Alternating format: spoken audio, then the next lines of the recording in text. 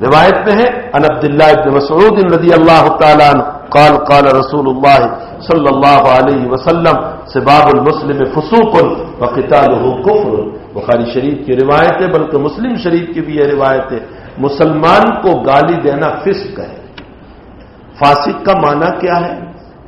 فاسق کا معنی ہوتا ہے اللہ کی اطاعت سے نکل جانا.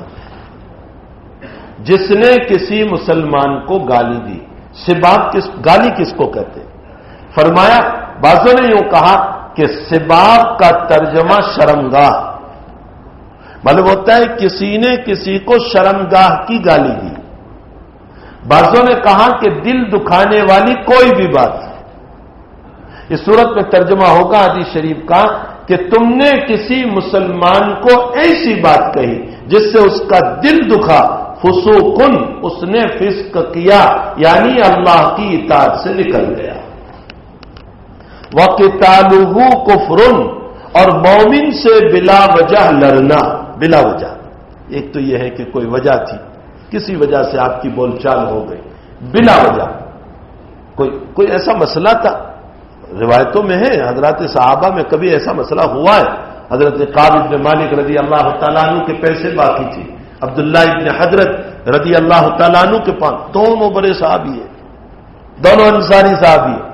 کعب ابن مالک کی ملاقات عبداللہ ابن حضرت سے مسجد نبوی میں ہو گئی. کعب ابن مالک نے فرمایا پیسے لاؤ، ہمارے پیسے باقی ہیں. عبداللہ ابن حضرت نے کہا میرے پاس نہیں ہے. کہا کتنے دنوں سے میں تمہارا پیچھے لگا ہوا ہوں، تم میرے پیسے نہیں دیتے، وعدہ پورا ہو گیا، وقت پورا ہو گیا.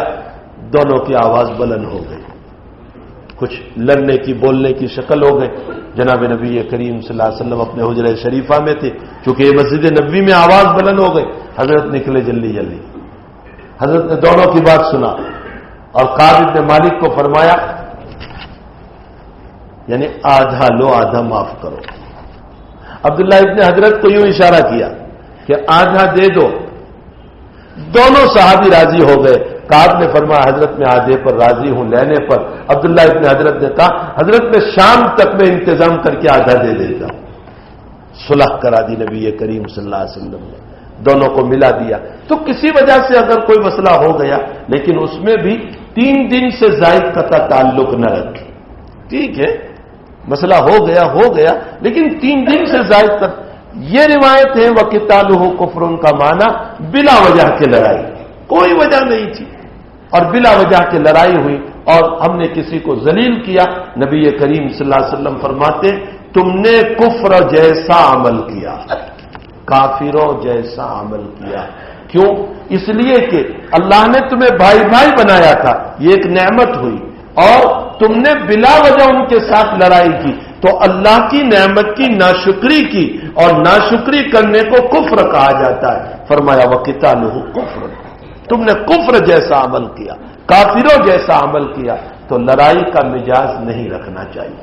بعضوں کا مزاج ہر وقت لڑنے کا، ہر وقت رات تک میں کوئی نہیں ملتا تو دیوار میں بھی مکہ مار کر سوتے ہیں. بہرحال لڑائی ضرور کریں گے، یہ مزاج بہت خراب مزاج ہے.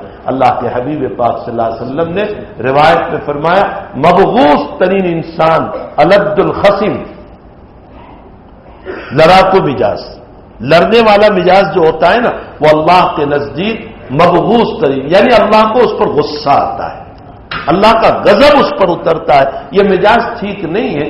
انسان کو اپنا دل وسیع رکھنا چاہیے.